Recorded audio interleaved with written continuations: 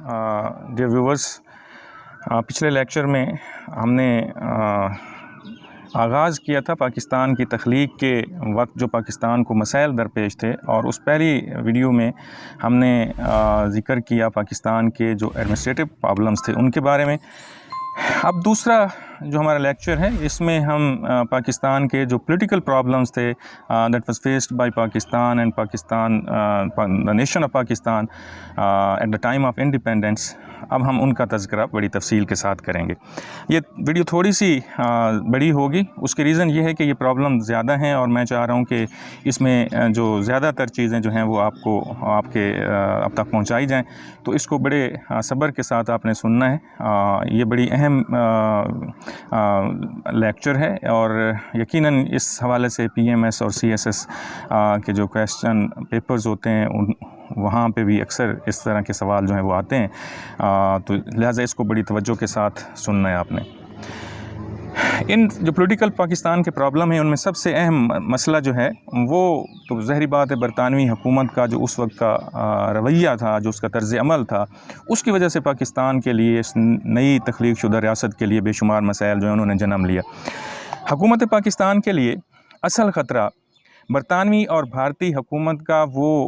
जो आप कह लें कि अग्रेसिव रवैया था, वो जो एक बरतानवी हुकूमत का ख़ास तौर पर इस टाइम पे रवैया जो होना चाहिए वो इंसाफ पसंदाना रवैया होना चाहिए था, लेकिन वो झुकाव वाला रवैया हमें लगता था, मुआदाना रवैया हमें लगता था। तो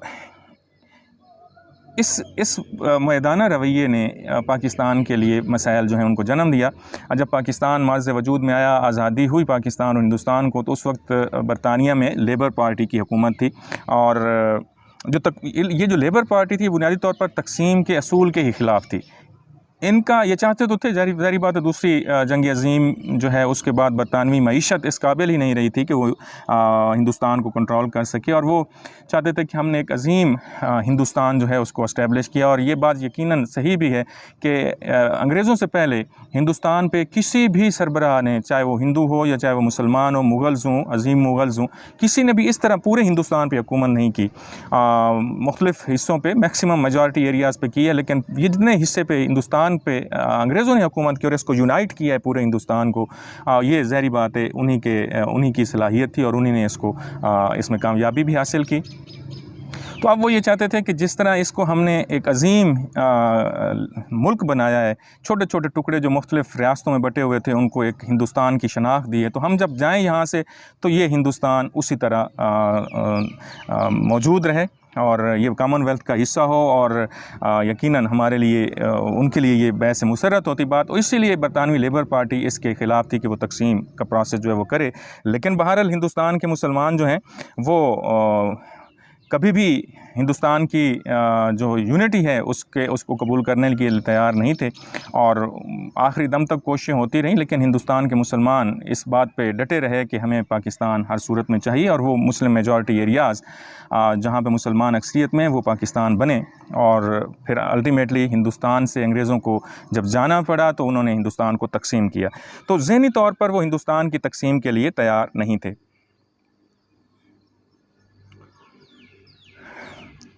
और इसके साथ हिंदुओं के नज़दीक मुसलमान जो हैं वो एक अछूत थे, अनटचेबल थे, और मुसलमान मुशरिकाना तहज़ीब को दूसरी तरफ अपनाने के लिए तैयार नहीं थे। सो ये जो क्लैश था बिटवीन द रिलीजन्स, और ये जो शनाख्त थी, जो आइडेंटिटी थी हिंदुस्तान के मुसलमानों के लिए जो मज़हब को बनाया गया, तो अब ये जो आइडेंटिटी और शनाख्त थी इसको रीसबमर्ज करना इनटू इंडियन आइडेंटिटी, ये पाकिस्तानी या मुसलमानों के लिए, ख़ास तौर पर मुसलमानों के लिए पॉसिबल नहीं था। वज़ीर-ए-आज़म इटली और लेबर पार्टी के या लेबर हुकूमत के दीगर अरकान इस तलख़ हकीकत और इन तलख़ हक़ैक़ के अला-रहम मुल्की जो इत्तेहाद है उसको कायम रखना चाहते थे। इसलिए उन्होंने तक़सीम मुल्क को रोकने के लिए तमाम जतन किए, और जब तकसीम नागुज़ीर नज़र आने लगी तो उन्होंने क़याम पाकिस्तान के रास्ते में ऐसी रुकावटें खड़ी की जिनको अबूर करना ख़ासा मुश्किल था। पाकिस्तान में शामिल होने वाले तमाम सूबों को किसी न किसी आजमाइश में से गुज़रना पड़ा। बरसग़ीर के मुसलमान अपनी अलहदा इस्लामी रियासत और इस्लामी मुमलिकत को हासिल करने का जो अज़्म कर चुके थे, इसलिए उन्हें उस हर आजमाइश पर पूरा उतरना था, और वो पूरा उतरे भी। बरतानवी हुकूमत के तर्ज़ अमल का अंदाज़ा वज़ीर-ए-आज़म मिस्टर टेली की इस खिताब से बआसानी हो सकता है जो उन्होंने कानून आज़ादी हिंद, जो इंडियन इंडिपेंडेंस एक्ट जब पास हुआ 18 जुलाई 1947 को ब्रिटिश हाउस ऑफ कॉमन से, तो उसमें इस मुसवदा कानून पर उन्होंने खिताब किया और उन्होंने कहा कि हिंदुस्तान को हुकूमत खुद इख्तियारी देने के रास्ते में सबसे बड़ी रुकावट हमेशा ये रही है कि वहाँ पर मौजूद मुख्तलिफ़ कम्यूनिटीज़ के दरमियान एतमाद, बर्दाश्त और इत्तेहाद और भाईचारे का जज्बा मौजूद नहीं है। यही वो मसला है जो हमारे बोर्ड ऑफ ट्रेड के प्रेसिडेंट मिस्टर स्टेफर्ड क्रिप्स और अरकान काबीना जो कैबिनेट मिशन प्लान है 1946 में, उसको भी पेश आया और मौजूदा जो वायसराय हैं लॉर्ड माउंटबेटन, वो भी इसी मसले को फेस कर रहे हैं।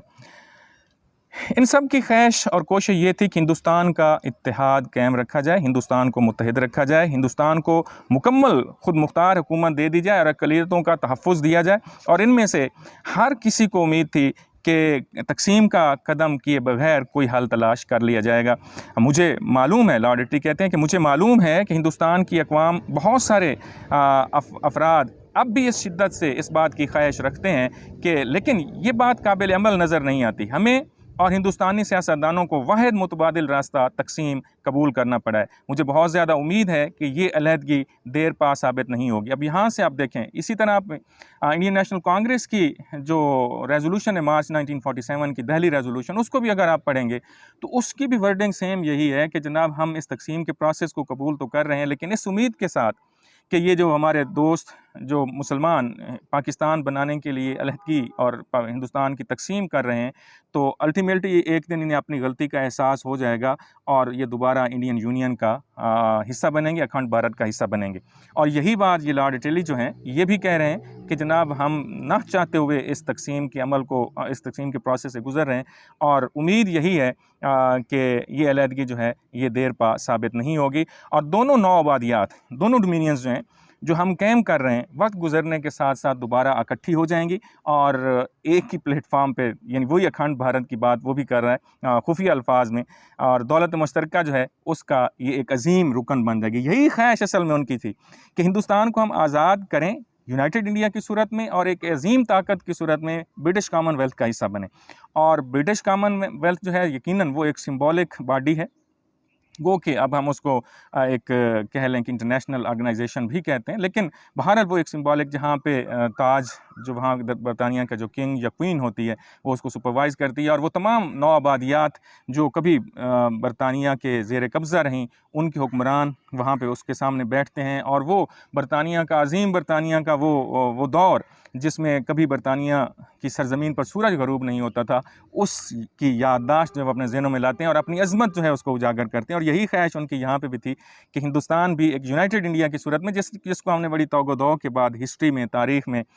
हमने इकट्ठा किया, यूनाइटेड इंडिया बनाया जो तारीख़ में कभी भी नहीं था, तो लिहाजा हमें इसको यूनाइटेड ही रखना चाहिए। और इससे आप ब्रिटिश मेंटालिटी उसका अंदाज़ा भी लगा सकते हैं और उसके साथ साथ जो कांग्रेस की रेजोल्यूशन थी उसका भी मैंने हवाला दिया, तो उनकी भी मेंटालिटी का अंदाज़ा लगा सकते हैं। तो बहरहाल इन दोनों क़ुव्वतों ने मिल के अब तख्लीक़ पाकिस्तान के वक्त और तकसीम के प्रोसेस को इतना कॉम्प्लिकेटेड किया, इतना पाकिस्तान को नुकसान पहुंचाने की कोशिश की और ऐसा पाकिस्तान बनाने की कोशिश की जिसको मैं कहता हूं कि that was the truncated Pakistan, यानी ऐसा पाकिस्तान जिसका जिस्म तो हो लेकिन उसके ऊपर सर ना हो। उसको मुआशी तौर पर, सियासी तौर पर, हर तरह से उसको नुकसान पहुँचाने की कोशिश की गई और ऐसा पाकिस्तान तख्लीक़ करने की कोशिश की गई जो इकनॉमिकली वायबल ना हो।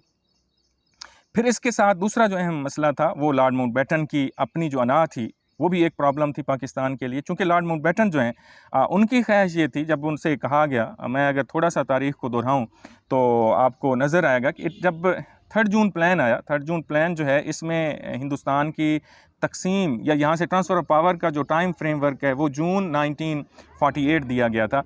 लेकिन जब आप इसके बाद जब इंडियन इंडिपेंडेंस एक्ट आता है तो उसमें 15 अगस्त 1947 आ जाता है, यानी 18 जुलाई 1947 को इंडियन इंडिपेंडेंस एक्ट पास हो रहा है, जिसमें अब ज़हर है, इससे पहले तो सारे अंदाजे थे सारी चीज़ें जो थी वो डॉक्यूमेंट्री आप नहीं कह सकते कि वो लीगल थी या लिजिटिमेट थी। लिजिटिमेसी तो तब बनी जब ये इंडियन इंडिपेंडेंस एक्ट जो है वो आया, और इससे हमें पता चला कि जी अब हिंदुस्तान की आज़ादी जो है वो नामुमकिन नहीं है, वो साफ़ है, अब आज़ाद होना है। सो डेट क्या रखी गई, 18 जुलाई 1947 को ये इंडियन इंडिपेंडेंस एक्ट पास होता है, और इसकी डेट जो रखी जाती है अपनी आज़ादी की ट्रांसफ़र ऑफ पावर की, वो 15 अगस्त 1947 रखी जाती है। अब ये आप खुद अंदाज़ा करें, ये 27 डेज़ बनते हैं। मैं थोड़ा सा पीछे जाऊंगा और आपको समझाने के लिए कि जनाब आप देखें, जब सिंध को हम मुसलमानों की हमेशा से ये डिमांड है, आप कायदे आज़म के 14 पॉइंट्स देखें तो उसमें भी मुसलमानों ने मुतालबा किया जनाब कि सिंध को बम्बई से अलहदा किया जाए, बिहार को उड़ीसा से अलहदा किया जाए, इनको सूबे बनाया जाए। इसी तरह म्यांमार जो है, जो अब म्यांमार है, कभी बर्मा हुआ करता था, तो ये बर्मा जो है इसको भी 1935 के इंडियन एक्ट में हिंदुस्तान से अलहदा किया गया। इसी तरह उसको आज़ाद मुमलिकत का दर्जा दिया गया। इसी तरह सिंध और बम्बई जो हैं इनको अलहदा किया गया, बिहार और उड़ीसा को अलहदा किया गया। ये जब प्रोविंसेस को अलहदा करने की बात थी तो इनके लिए आप ब्रिटिश आर्काइव्स जाके देखें, 2-2 साल तक एडमिनिस्ट्रेटिव जो लाहे अमल है वो तैयार किया गया, मशीनरी जो है वो उसको एस्टेब्लिश किया गया, ताकि जब ट्रांसफ़र या डिवीज़न हो तो कोई मसला दरपेश ना हो। इसी तरह जब बर्मा को अलहदा किया गया तो उसके लिए 3 साल का प्रोसेस चलता रहा। चाहे जाए कि पूरे हिंदुस्तान को आपने तकसीम करना है और जस्ट विदिन 27 डेज़। तो अब इस तेज़ी की जी हर्ड पार्टीशन है, इसका मकसद क्या था? इसका मकसद यही था कि इसमें बहुत सारी कंस्पिरेसीज़ जो हैं उनको छुपाना था, और ऐसा करने में लॉर्ड माउंटबेटन जो है उसका भी अपना एक रोल था। सो लॉर्ड माउंटबेटन को जब ये कहा गया कि जनाब ये 27 डेज़ हैं, इनमें कैसे पॉसिबल है कि हिंदुस्तान जो है इसको तकसीम कर दिया जाए? तो माउंटबेटन साहब का जवाब ये था कि इसका हल ये है कि मैं as a governor general of the both dominion continue करूँगा, और जो तकसीम से मुतल्लिक जो मामलात होंगे वो मेरे ज़ेर सरपरस्ती वो हल हो जाएंगे, और जब दोनों साइड्स के मामलात हल हो जाएंगे तो फिर मैं जो है वो इंडियन जो लोग हैं वो फिर गवर्नर जनरल बन जाएंगे, पाकिस्तान का अलहदा और उनका अलहदा। अब कांग्रेस ने ये बात तस्लीम कर ली, लेकिन ऑल इंडिया मुस्लिम लीग ने अपनी जो रेजोल्यूशन थी उसमें इसको मुस्तरद कर दिया, और उन्होंने कहा कि हम तो इनसे आज़ादी के लिए लड़ रहे हैं, और अगर तक आज़ादी सो कॉल्ड इंडिपेंडेंस उसके बाद भी अगर इन्होंने ही हमारे ऊपर हुक्मरानी करनी है तो फिर वो आज़ादी तो नहीं, हमें तो फिर लोग कहेंगे कि जनाब आपने हमें किस चक्कर में डाल दिया। So all India Muslim league ने ये एक्सेप्ट करने से इनकार कर दिया। सो ये जब लॉर्ड माउंटबेटन को पता चला कि जी कायदे आज़म जो हैं मोहम्मद अली जिन्ना जो हैं वो तो खुद विलिंग हैं और वो पाकिस्तान के गवर्नर जनरल बनेंगे, और लॉर्ड माउंटबेटन को एज ए गवर्नर जनरल जो है मुस्लिम लीग ने या उसकी जो एग्जीक्यूटिव बॉडी है उसने रिजेक्ट कर दिया।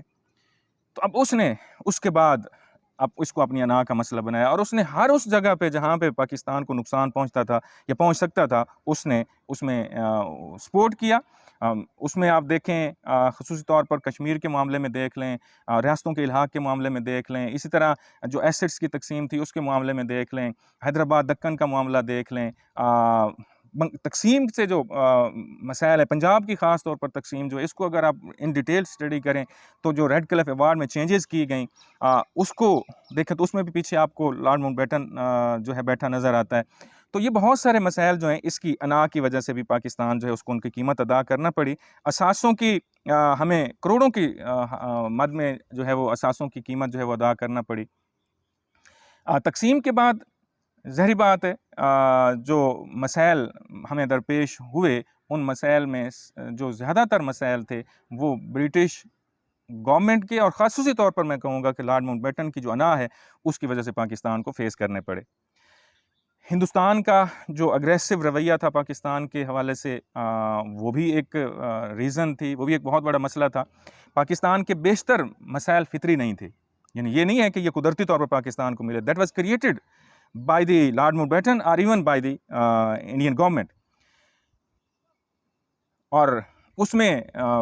दोनों का किरदार है, लॉर्ड माउंटबेटन का रोल भी है और हिंदुस्तानी जो ख़ास तौर पर जो कांग्रेस की क़यादत है उसका भी रोल है। दरअसल हिंदुओं की अक्सरियत अब भी ये समझती थी कि भारत माता के टुकड़े करना गोया मुकद्दस गाय के गौ माता के टुकड़े करने के मुतरादिफ है।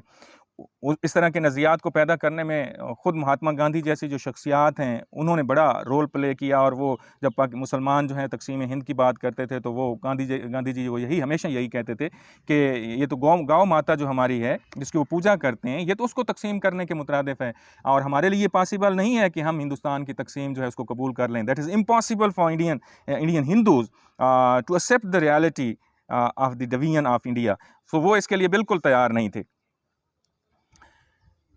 एक दूसरा तबका वो था जिसकी क़यादत कांग्रेस के जो मर्द अहन कहलवाते थे, आयरन मैन कहलवाते थे, सरदार पटेल, उसकी क़यादत वो कर रहे थे, सरदार पटेल कर रहे थे। और ये ऐसा तबका था जो मुसलमानों के वजूद के ही इवन ख़िलाफ़ था। ये हिंदुस्तान से मुसलमानों का वजूद मिटा देने के दरपे था। और ये जो तकसीम के वक्त जो कत्लेआम हुआ है और इससे पहले जो रियासतें हैं, मिसाल कपूरथला जो है वहाँ पे जिस तरह का कत्लेआम मुसलमानों का हुआ, और इस तरह इवन जो कश्मीर में खेल खेला गया, जो हैदराबाद दक्कन पे कब्ज़ा किया गया, जो नावदर और जूनागढ़ पे कब्ज़ा किया गया, वो सारे खेल के पीछे हमें ये सरदार पटेल और इसका नज़रिया जो है वो हमें नज़र आता है। और ये कभी भी मुसलमानों के हक़ में इसने नहीं सोचा। और सिखों को इसने पंजाब में अपने साथ मिलाया। सिखों के जो लीडर थे मास्टर तारा सिंह, उनको अपने साथ मिलाया और इस तरह पंजाब की तकसीम का मुतालबा किया। और तकसीम के वक्त जो असूल तय हुआ था, असूल ये था कि जनाब जो मुस्लिम मेजॉरिटी एरियाज़ हैं और मुल्हिका हैं पाकिस्तान के साथ, they will become the part of Pakistan. और जो हिंदू मेजॉरिटी एरियाज़ हैं, और उनके लिए शर्त भी यही है कि वो मुल्हिका हो हिंदू मेजॉरिटी जो हिंदू एरियाज़ हैं उनके साथ, तो वो हिंदुस्तान का हिस्सा बनेंगे। पहली बात तो यह है कि बाकी हिंदुस्तान में कोई प्रोविंस तकसीम नहीं हुआ, सिर्फ पंजाब और बंगाल क्यों तकसीम हुए, ये एक बड़ा अहम सवाल है। तो इसका जवाब भी हमें तलाश करना चाहिए कि बाकी प्रोविंसेस जो थे वहाँ पे भी तो मुसलमान थे। यूपी सीपी तक 15% मुसलमान, यूपी तो फिर 15% यूपी का हिस्सा जो है मुसलमानों को मिलता, तो बाकी सूबे तो तकसीम नहीं हुए। Why only Punjab and Bengal were divided between Hindu Bengal and Muslim Bengal and Hindu Punjab and Muslim Punjab. So ये भी बुनियादी तौर पे एक कोशिश थी कि पाकिस्तान को कमज़ोर किया जाए, चूँकि पाकिस्तान की मईशत एग्रीकल्चर पे डिपेंड करती थी और उस वक्त पंजाब जो है ये डोमिनेट करता था एग्रीकल्चर में। तो उनका ख़्याल ये था कि अगर हम पंजाब को तकसीम करेंगे और नहरी पानी जो है उसको बंद करेंगे तो it will not be possible for Pakistan to survive as independent sovereign state. और ये वापस आएगा, हमें घुटने टेक की हमारी मिन्नतें तरले करेंगे कि जी हमें अपना हिस्सा बना लें, दोबारा अखंड भारत में शामिल करें। सो वो कोशिशें की गई पाकिस्तान को ट्रंकेटेड पाकिस्तान बनाने के लिए, लेकिन फिर भी अल्हम्दुलिल्लाह हमारी जो लीडरशिप थी, चूँकि उन्होंने वो खून बहता हुआ देखा था, अपनी माँओं बहनों बेटियों की इज़्ज़तों को लुटता हुआ देखा था, तो उन्होंने वो जो टेंट थे ना उनमें बैठ के भी, आज तो हमारे जो सेक्रेटरीज़ हैं और जो हमारे पॉलिटिकल लीडरशिप है वो जिस तरह की फैसिलिटीज़ इस्तेमाल करते हैं उससे हट के उस वक्त देखें कि हमने कैसे पाकिस्तान को इस्टेब्लिश किया और हमारी लीडरशिप जो थे उन्होंने किस तरह पाकिस्तान के लिए सेक्रीफाइस किया। सो बहरहाल सरदार पटेल के जज्बात का अंदाज़ा इस बात से भी किया जा सकता है कि जब पाकिस्तान क़ायद-ए-आज़म पाकिस्तान हुकूमत का इंतज़ाम संभालने के लिए कराची रवाना हुए तो उन्होंने खैर सगाली का पैगाम दिया और अपनी हमसाया कौम के लिए नेक ख्वाहिशात का इजहार किया। तो सरदार पटेल ने उसका जो जवाब दिया वो ये था कि मुल्क के मौजूदा हालात में इस तर्ज की तकसीम ही बेहतरीन और मुमकिन हल है। ताहम ये पुख्ता ईमान रखता हूँ, ये सरदार पटेल कह रहे हैं कि मैं पुख्ता ईमान रखता हूँ कि जो आज हमसे अलहदा हो रहे हैं वो यकीनन कुछ दिनों के बाद वापस आएंगे, कुछ वक्त के बाद ये वापस आएंगे और ये ख़ुद फरेबी से निकलेंगे। इन्हें अंदाज़ा नहीं है कि ये क्या करने जा रहे हैं, ये सर्वाइवल इनके लिए पॉसिबल ही नहीं होगी। They have to join Indian union, ये उसका जवाब था। और बाकी जो हिंदुस्तान है उसके साथ इन्हें मिलना इनका यकीनी है। और वो कहता है कि इसको अल्लाह ने या खुदावन ने या भगवान ने बनाया है। ये ऐसा हो नहीं सकता कि हिंदुस्तान के टुकड़े टुकड़े हो जाएं। तकसीम ये आर्जी है और मैंने इस तकसीम को इसलिए कबूल किया है कि मुझे यकीन हो गया है कि हिंदुस्तान को मुस्तहकम रखने के लिए, हिंदुस्तान को मुत्तहिद रखने के लिए इस वक्त इस टाइम पे ये तकसीम ज़रूरी है। इस तर्ज़ फ़िक्र का नतीजा ये था कि हिंदू क़यादत ने हर कदम पर पाकिस्तान के लिए मुश्किलात पैदा की। पंजाब और बंगाल की तकसीम हुई, रेड क्लिफ अवार्ड में आखिरी वक्त पर एक तरफा तब्दीलियाँ की गई। इसका मैं जिक्र अभी करूँगा एक नए उसमें हेडिंग के तहत। रियासतों और मुस्लिम अक्सरियत के सूबों तक को गांठ कर पाकिस्तान से अलहदा करने की कोशिश की गई। मुआशी वसाइल पाकिस्तान के रोके गए और पाकिस्तान के लिए मुआशी मसाइल पैदा किए। बैनुल-अक़वामी मैदान में पाकिस्तान के लिए मुश्किलात खड़ी की गई और अवाम को ये तासुर दिया गया कि तक़सीम हिंद बस 2 रोज़ा है, चंद रोज़ा है और आर्जी है, और पाकिस्तान के लिए पैदा किए जाने वाले मसाइल जो हैं, अक्सर जो मसाइल थे वो इसी बदनीयती और इसी तर्ज़ अमल का नतीजा थे। रेड क्लिफ अवार्ड जो है उसकी मैं बात कर रहा था। तो रेड क्लिफ अवार्ड जो है that also created important problems, administrative and political problem for Pakistan. जैसे मैंने उसका जिक्र भी पहले किया कि तय ये हुआ कि जो मुस्लिम मेजॉरिटी एरियाज़ हैं और वो पाकिस्तान के साथ जुड़े हुए हैं, मुल्हिका हैं, वो पाकिस्तान का हिस्सा बनेंगे, और जो हिंदू मेजॉरिटी एरियाज़ हैं या सिख मेजॉरिटी एरियाज़ हैं वो हिंदुस्तान का हिस्सा बनेंगे। इसके लिए 2 कमीशन मुकर्रर किए गए और दोनों कमीशन का सरबराह जो है वो सर सिरिल रेडक्लिफ थे, और रेडक्लिफ जो बरतानवी एक बहुत नामवर वकील थे, तो उनको माउंटबेटन की तजवीज़ पे ही इसको सिरिल रेडक्लिफ, हालांकि क़ायद-ए-आज़म जो है उन्होंने तो 2 बरतानवी जो लॉर्ड थे, जो लायर भी थे, उनका नाम दिया था। तो लॉर्ड माउंटबेटन ने एतराज़ किया कि जनाब ये तो बूढ़े लोग हैं जी, उनके लिए हिंदुस्तान की ये इतनी शदीद गर्मी बर्दाश्त करना मुमकिन नहीं है। तो जनाब ये जो सर सिरिल रेडक्लिफ हैं ये बड़े नामवर वकील हैं, और हालांकि इसके लिए चूँकि डिमार्केशन करनी थी ना, तो इसके लिए तो कोई सर्वेयर या कोई ज्योग्राफर या उस तरह का बंदा जो है वो होना चाहिए था। ठीक है, वकला उसको फैसिलिटेट करते, दावे करते, उसको फैसिलिटेशन के लिए होती, लेकिन डिमार्केशन कहाँ पे होनी है, लाइन कहाँ पे लगानी है, कौन से एरियाज़ जो हैं वो मुस्लिम मेजॉरिटी हैं, कौन से हिंदू मेजॉरिटी हैं, इसका तयन करना, ये मेरा नहीं ख्याल कि एक लायर जो है वो ज़्यादा उसके लिए सूटेबल। बहरहाल that was accepted by the all India Muslim League and even Indian National Congress on the proposal of Lord Mountbatten. So Cyril Radcliffe जो है ये आया और 2 कमीशन बने, बंगाल के लिए एक बना और एक पंजाब के लिए बना। उनमें 4 जो हैं वो जजेस जो हैं हाई कोर्ट लेवल के जजेस थे, जो मुस्लिम लीग की तरफ से 2 नामज़द हुए और 2 जो हैं वो उनकी तरफ से इंडियन नेशनल कांग्रेस की तरफ से नामज़द हुए। अब फैसला ये था कि अगर जो मकामी नामज़द करदा जजेस हैं, अगर वो किसी मुतफ़िका फ़ैसले पे राज़ी नहीं होते, तो देन चेयरमैन विल डिसाइड, और उसका जो डिसीजन होगा वो अल्टीमेट डिसीजन होगा, उस पे कोई चेंज नहीं होगी और दोनों पार्टीज़ को उसको एक्सेप्ट करना पड़ेगा। सो इस पे जो दावे थे मुस्लिम लीग की तरफ से, लैंड एरिया के, और कांग्रेस की तरफ से, वो बड़े इवन वो जनाब ये सियालकोट, लाहौर, ये सारा ननकाना साहब और ये सारा एरिया जो है ये मांग रहे थे। इधर मुसलमान जो हैं ऑल इंडिया मुस्लिम लीग के वकला दिल्ली और वो सारा एरिया जो है उसको डिमांड कर रहे थे, दिल्ली भी पाकिस्तान में आना चाहिए उनके नज़दीक। सो उस पर तो ज़ाहिर बात है बहुत ज़्यादा इख्तलाफ आते, लेकिन फिर मामला जब इख्तलाफ आया तो ज़ाहिर बात है अंडर द रूल वो तो डिसाइड फिर माउंटबेटन नहीं, सॉरी उसने रेडक्लिफ नहीं करना था, फिर उसने रिपोर्ट लिखी। अब उसमें जो कहा यह जाता है कि रेडक्लिफ ने जो पहली डिमार्केशन की लाइन लगाई, उसमें ये जो मुस्लिम मेजॉरिटी तहसील, 7 मुस्लिम मेजॉरिटी तहसील हैं जिनमें नीचे सतलज के नज़दीक और उसमें वो जो तिकोन है उसमें ज़ीरा है, फ़िरोज़पुर है, इस तरह के ऊपर फिर जलंधर वाली साइड पे ऊपर होशियारपुर और गुरदासपुर और ये सारी तहसीलें, ये 7 तहसीलें जो मुसलमान एरिया से यानी हमारे पंजाब से जुड़ी हुई थी, अंडर द रूल और terms and conditions of the partition ये पाकिस्तान का हिस्सा बनना चाहिए थी। और पहली जो उसने डिमार्केशन की रेडक्लिफ ने, उसमें ये वाक़या ही इसी में थे, और वो नक्शा अब इंटरनेट पे दस्तयाब है, वो डीसी ऑफिस लाहौर में भी मौजूद है, उसको आप देखेंगे तो आपको पता चलेगा कि जनाब ये सारे एरियाज़ जो हैं ये पाकिस्तान का हिस्सा हैं, ये पाकिस्तानी पंजाब का हिस्सा है। लेकिन फिर उसमें चेंज की गई। उसकी रीज़न ये थी कि वहाँ से एक नहर निकलती है फ़िरोज़पुर हेडवर्क्स से, जो निकलती है उसको 3 वैसे नहरें निकलती हैं, 2 पाकिस्तानी एरिया पाकिस्तानी पंजाब जो है उसको सैराब करते, और एक उस नहर का नाम है बीकानेर कैनाल। अब ये वहाँ पे हिंदुस्तान में एक बीकानेर, बहावलपुर स्टेट से ऊपर करके ये एक बीकानेर स्टेट है जो राजपूतों की स्टेट है। तो वहाँ पे उसके जो राजा था उसको बताया गया कि जनाब, वो एक लंबी कहानी है, वो इस लेक्चर में मेरे लिए पॉसिबल नहीं है कि मैं यहाँ पे आपको, बहरहाल उसको पता चला कि जनाब ये जो फ़िरोज़पुर हेडवर्क्स है ये तो पाकिस्तान में जा रहा है, चूँकि मुस्लिम मेजॉरिटी एरिया है फ़िरोज़पुर, सारा डिस्ट्रिक्ट भी ओवरऑल मेजॉरिटी और तहसील तो अल्टीमेटली मेजॉरिटी है। तो उसने अप्रोच किया, उसकी ताल्लुक़ था लॉर्ड माउंटबेटन के साथ, तो उसने अपने वज़ीर-ए-आज़म जो उसका दीवान कहलवाता था उसके साथ उसको भेजा, और वो सिद्धार्थ पटेल की मार्फ़त फिर जो वीवी मेनन हैं जो उसके प्राइवेट सेक्रेटरी थे लॉर्ड माउंटबेटन के, उनके ज़रिए उन्होंने मुलाकात की, और उसका ये पैगाम पहुँचाया गया लॉर्ड माउंटबेटन को कि अगर फ़िरोज़पुर हेड वर्क्स जो है ये पाकिस्तान में जाता है तो फिर चूँकि मेरी सारी इकॉनमी जो मेरी स्टेट की इकॉनमी है वो एग्रीकल्चरल इकॉनमी है, और मेरी इकॉनमी जो है उसमें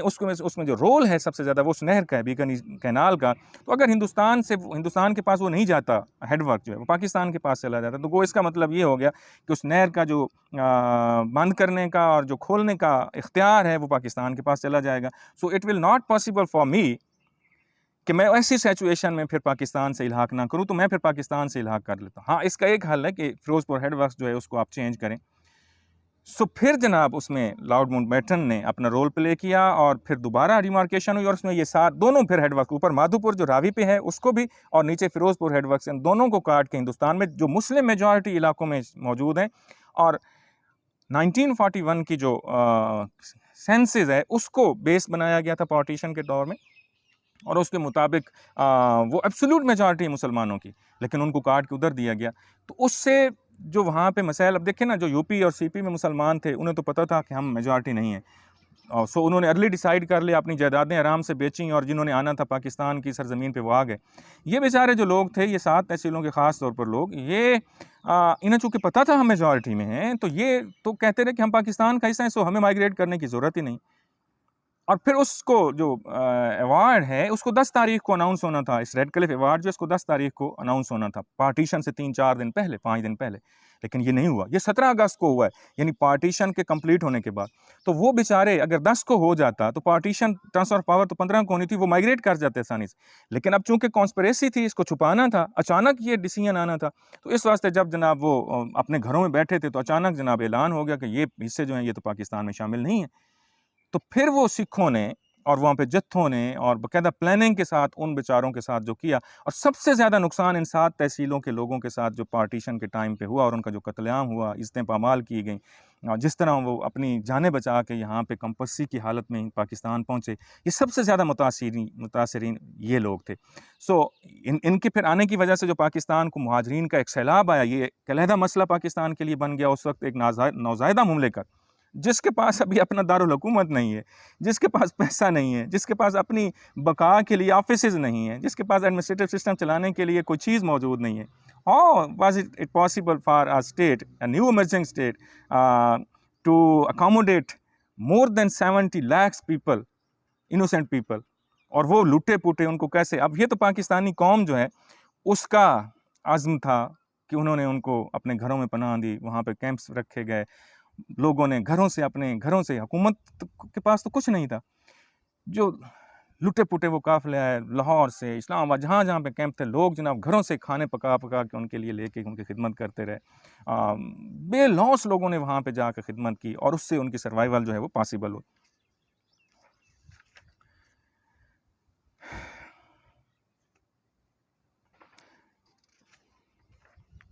उसके बाद जनाब एक और अहम मसला बैनुल-अक़वामी इदारों की रुकनियत का, ये भी पाकिस्तान के लिए एक पॉलिटिकल मैटर था। तकसीम के फ़ैसलों से एक अहम फ़ैसला ये भी था कि बैनुल-अक़वामी इदारों की रुकनियत जो थी, ज़ाहिर बात है उससे पहले हिंदुस्तान जो था as a dominion, as a British India, that was a part of UNO and other international organization. अब चूँकि पाकिस्तान बन गया, पाकिस्तान तो एक नया मुल्क था, इसकी तो आइडेंटिटी पहले मौजूद ही नहीं थी, तो पाकिस्तान जो है लीगैसी तो उसको भी मिलनी चाहिए थी ना, पाकिस्तान को भी, लेकिन नहीं कुछ भी पाकिस्तान को मिला। पाकिस्तान को नए सिरे से तमाम बैनुल-अक़वामी इदारे जो हैं उनकी रुकनियत हासिल करना थी, चूँकि जो जो जो लीगैसी थी वो हिंदुस्तान के पास चली गई, उसको कुछ भी नहीं करना पड़ा, और पाकिस्तान को फिर नए सिरे से सारे अपने सफारत खाने जो हैं उनको नए सिरे से खोलना पड़ा, अपने सफ़ीर मुकर्रर करने पड़े, और नए ममालिक के साथ ताल्लुकात उस्तवार करना पड़े। सारा प्रोसेस जो है वो इंटरनेशनल या डिप्लोमेटिक जो रिलेशंस हैं वो कायम करने के लिए वो पाकिस्तान को नए सिरे से करना पड़ा। तो ये भी यकीनन पाकिस्तान के लिए बहुत मुश्किल था, और पाकिस्तान ने जब अक़वाम मुत्तहिदा में अपनी रुकनियत के लिए अप्लाई किया तो सारी दुनिया ने, पाकिस्तान, इवन इंडिया ने भी मुखालफत नहीं की, जिनसे हम अलहदा हुए थे। अफ़गानिस्तान ने पाकिस्तान की रुकनीत की मुखालफत की। उन्होंने कहा कि ये पख्तूनिस्तान का मसला जो है इसको हल करें, ये हमारा हिस्सा है, हमें दें। तब हम ड्यूरेंट लाइन का इशू क्रिएट किया कि हम इसको नहीं मानते जी, फ़लाँ है। तो पाकिस्तान को उन्होंने रुकनीत की मुखालफत की और हमने उनके साथ फिर क्या किया, जब उन पे बुरा वक्त आया तो पाकिस्तान ने अपने घर के दरवाज़े खोल दिए। और आज तक वो 1971 से लेके आज तक जितने भी मसाइल हमें दहशतगर्दी की सूरत में, क्लाशनकोव कल्चर की सूरत में, हीरोइन कल्चर की सूरत में पाकिस्तान को मिले, ये उन महाजरीन के साथ जो वहाँ पे दूसरे लोग आए, जो स्मगलर आए, उन्होंने पाकिस्तान की मईशत पे जो असरात छोड़े और पाकिस्तान की जो मॉरल वैल्यूज़ हैं उनको जिस तरह उन्होंने करप्ट किया, या हीरोइन यहाँ पे सरायत की, असला यहाँ पे आया, तो उससे जो मसाइल हमने देखे हैं पाकिस्तान में, अमन ओमान की सूरत हाल जो ख़राब हुई, वो आज तक हम भुगत रहे हैं। लेकिन पाकिस्तान ने उनके लिए अपने दरवाज़े खोल दिए। और इवन अफ़गान महाजरीन ईरान में भी गए थे, और लेकिन ईरान ने उनको अपनी सरहदों के पास वहाँ पे कैंपिंग में रखा, उन्हें अपनी ईरानी सोसाइटी का हिस्सा नहीं बनने दिया। हमने क्या किया कि हमने तो दरवाजे खोल दिए। सरगोदा देखें, झंग देखें, हर जगह पे आपको अफ़गान मिलते हैं, अभी तक मिलते हैं। अब वहाँ पे आपकी इकानमी जो है उसमें उनका बड़ा रोल है। यहाँ पे आके वो अब उन्होंने शादियाँ कर ली हैं, उनके बच्चे यहाँ पे हैं। मतलब अब कैसे पॉसिबल है कि अब आप उनको वापस भेजें। सो बहरहाल पख्तूनिस्तान की मैं बात कर रहा था,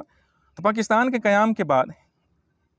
एक मसला जो तकसीम के दौर की तलख़ यादों में से बाकी रह गया था, और पाकिस्तान को मुद्दों बाद इस मसले से निपटने के लिए मुख्तलिफ़ इक़दामात करना पड़े, वो मसला पख्तूनिस्तान का था। खान अब्दुल गफ़ार खान ने इस रेफरेंडम का बाइकाट किया था जो सूबा सरहद में हुआ था, जिसके ज़रिए उन्होंने सूबा सरहद की आवाम ने यह फ़ैसला करना था कि क्या वो पाकिस्तान के साथ जाना चाहते हैं या हिंदुस्तान के साथ जाना चाहते हैं। तो उसका बाइकाट हुआ जो पाकिस्तान के बारे में करवाया गया। इसका मतलब ये था कि सूबा सरहद की आवाम को भी ये हक़ दिया जाए कि अगर वो आज़ाद रहना, रियासत बनाना चाहें तो पख्तूनिस्तान बना सकें। इस्तिस्वाब राय ने यह साबित कर दिया कि अवाम उनके साथ नहीं है। लेकिन उन्होंने कांग्रेस की जो सरगर्मियाँ थीं या कांग्रेस की जो हमनवाई थी उसको जारी रखा। 21 अगस्त 1947 को क़ायद-ए-आज़म ने खान साहब वज़ारत जो है वो बरतरफ़ कर दी। पाकिस्तान बनने के बाद जो वहाँ पे खान अब्दुल क़य्यूम खान जो उनके भाई थे छोटे खान अब्दुल गफ़ार खान के, उनकी जो वज़ारत थी उसको बरतरफ़ कर दिया। तो खान अब्दुल गफ़ार खान ने अपने हमख्याल सियासतदानों का एक कन्वेंशन मुनक़िद किया और उन्होंने पख्तूनिस्तान का मुतालबा किया, जिसमें शुमाल मगरबी यानी NWFP जो सूबा है उसके 6 तयशुदा अज़ला और आसपास के पठान कबैल जो कबैली इलाके थे उनको शामिल किया गया, और कहा कि जी ये और वो लोग भी उसमें पख्तूनिस्तान में शामिल हो सकते हैं जो अपनी राय के मुताबिक उसका हिस्सा बनना चाहें। और कहा कि जी ये जो मुमलिकत है इसके पास सिर्फ दिफा, अमूर ख़ारजा और मवासलात के शोबे हों, और बाकी तमाम जो इख्तियारात हों वो हम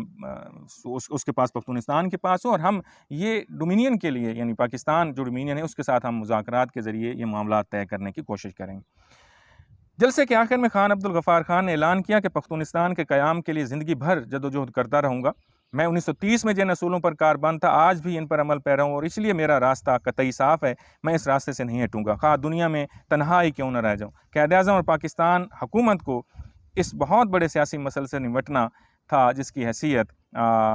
यानी आस्तीन के सांप की तरह थी। यानी पाकिस्तान जो है उसके अंदर ये पाकिस्तान की तकसीम की बात हो रही थी। हाँ, लेकिन उसके बाद खान अब्दुल गफ़ार खान के बाद ANP का रोल जो है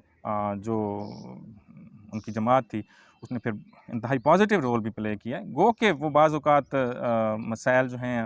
उनसे वो स्ट्रेस आ जाती है और वो बयानबाजी तक होती है, लेकिन उसके बाद उनका रवैया चेंज हुआ और उन्होंने फिर पाकिस्तान को एक्सेप्ट भी किया, और पाकिस्तान की सालमियत और पाकिस्तान के तहफ़्फ़ुज़ के लिए फिर वो इक़दामात जो हैं उनका हिस्सा भी बने। ख़ास तौर पर खान अब्दुल वली ख़ान और ये मौजूदा जो असफ़ंजार वली साहब हैं इसके सरबराह, इनके दौर में ये पाकिस्तान की जो मेन स्ट्रीम पॉलिटिक्स है उसका हिस्सा बन गए। इसके अलावा एक मसला मगरबी जो कबैल थे उनका भी था। शुमाल मगरब और मगरब में जो कबैली इलाका जाते हैं जिनको फाटा कहते हैं, अभी तो वो मर्ज हो गए, NWFP का हिस्सा बन, KPK का हिस्सा बन गए, लेकिन ये आज़ाद कबैल जो इलाका था ये भी एक मसला था। इसके साथ मामलात की तश्कील नौ, यानी ये पहले तो ब्रिटिश गवर्नमेंट के साथ इनके मामलात थे, उन्होंने मुआहदे किए हुए थे और ये एक बफर स्टेट के तौर पर अफ़गानिस्तान और ब्रिटिश इंडिया के दरमियान काम कर रहे थे।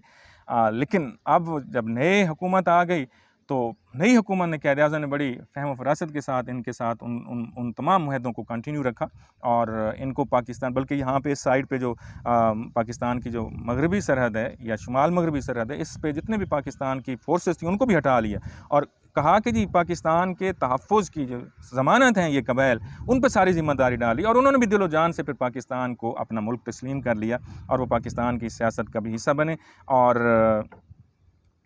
पाकिस्तान को जहाँ पे भी आड़े वक्त, जैसे कश्मीर के बारे में कहा जाता है, जब कश्मीर में मसाइल जन्म लिया 1948 में, तो ये कबाइल जो है उधर भी गए और अभी भी आप देखें बहुत सारे कबायली एरियाज़ जो हैं वहाँ पे पाकिस्तान से मोहब्बत करने वाले लोग अब भी बहुत सारे मौजूद हैं। अब तो उन्होंने खैर उनको हिस्सा मिल गया, अब तो वो लेजिस्लेटिव असम्बली जो KP की है उसका भी हिस्सा बनेंगे और नेशनल असम्बली का हिस्सा भी बनेंगे और इंशाल्लाह एक वक्त ऐसा आएगा जब गिलगित बल्तिस्तान को भी ये हक़ जो है उनको मिलेगा। उसमें असल इंटरनेशनल जो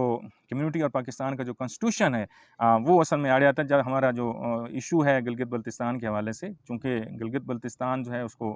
आज़ाद जम्मू कश्मीर या जम्मू एंड कश्मीर का पार्ट समझा जाता है और उस पे हमारा मौक़िफ़ जो है वो आपको पता है, हम अक़वाम मुत्तहिदा की रेज़ोल्यूशन के ज़रिए उसे एक मुतनाज़ इलाका करार देते हैं और अगर हम वहाँ उसको आइन के ज़रिए सूबा डिक्लेयर कर देते हैं तो फिर हम उस अपने मौक़िफ़ से इनहराफ़ करेंगे। जैसे हिंदुस्तान ने उसको जो आइन में चेंज करके उसको किया है, तो पाकिस्तान जो है वैसा करना नहीं चाहता। अगर पाकिस्तान करेगा तो फिर आइन से भी इनहराफ़ होगा और दूसरा ये है कि फिर इंटरनेशनल जो प्लेटफॉर्म है अक़वाम मुत्तहिदा और दूसरे इदारों में जो पाकिस्तान का एक दरीना मौक़िफ़ है कश्मीर के हवाले से, उससे इनहराफ़ होगा। सो इंशाअल्लाह बहुत हमें उम्मीद रखनी चाहिए अल्लाह रब्बुल इज़्ज़त से कि पाकिस्तान जो है वो अपनी कोशिशों से कश्मीर आज़ाद करवाएगा, कश्मीर पाकिस्तान का हिस्सा बनेगा और फिर उसके बाद इंशाअल्लाह गिलगित बल्तिस्तान का जो है वो मसला हल हो जाएगा और वहाँ पे भी इंशाअल्लाह वो भी एक सूबा पाकिस्तान का डिक्लेयर होगा। सो ये पाकिस्तान के जो पॉलिटिकल मसाइल थे उनके हवाले से मैंने आपको कहा कि थोड़ा सा लंबा होगा। अभी मैंने बहुत इसको शॉर्ट किया है, अदरवाइज़ तो पार्टीशन का जो एक इशू है उस पे ही अगर बात की जाए तो घंटों लगते हैं। तो बहरहाल मैंने समझाने की कोशिश की है, थोड़े अल्फाज में ज़्यादा बात करने की कोशिश की है। अल्लाह ताला आप सबको अपने हिफ्ज़-ओ-मान में रखे। Thank you so much.